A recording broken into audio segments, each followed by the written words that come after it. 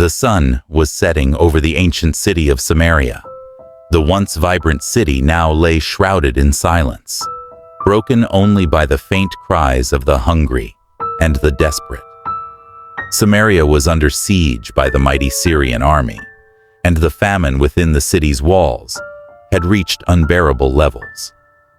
The people were reduced to eating whatever they could find, scraps, refuse, even the unthinkable.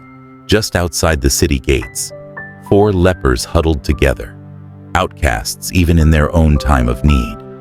Their bodies bore the marks of their illness, and their clothes hung in tatters. These men were used to living on the fringes of society, but now, in the midst of the famine, they found themselves at the very edge of survival. Hey, why should we sit here until we die? If we go into the city, the famine is there, and we will die. If we stay here, we will die. Let us go over to the camp of the Syrians. If they spare us, we live. If they kill us, we die.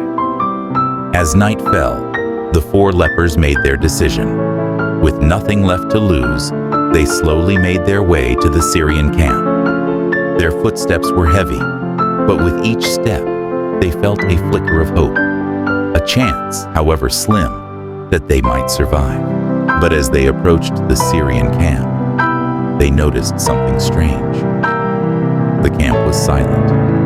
No guards, no soldiers, no sounds of life at all. With growing confusion, the lepers entered the camp, only to find it completely deserted.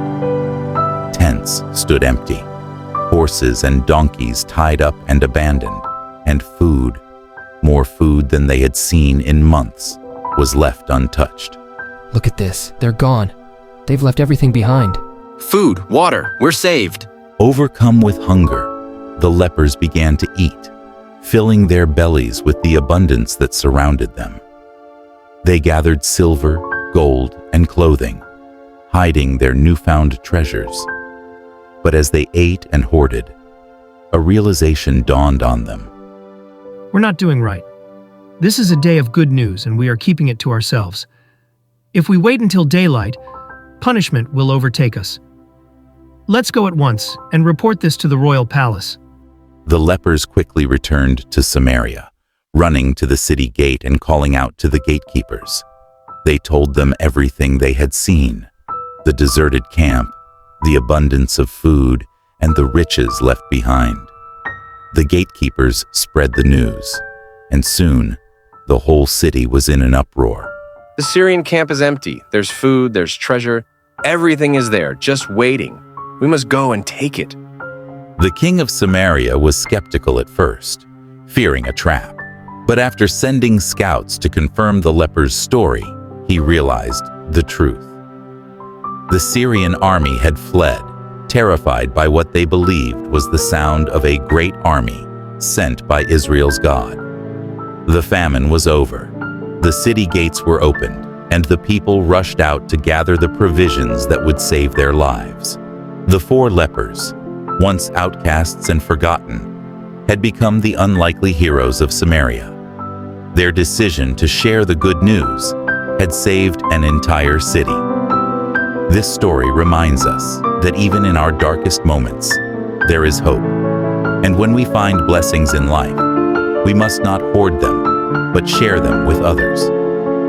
By doing so, we not only help those around us, but also fulfill a higher purpose, one of compassion, community, and divine providence.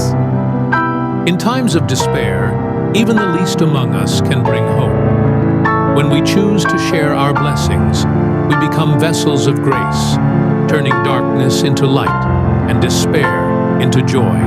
The city of Samaria was saved not by the strength of its walls or the power of its army, but by the courage of 4 outcasts who dared to hope and to act.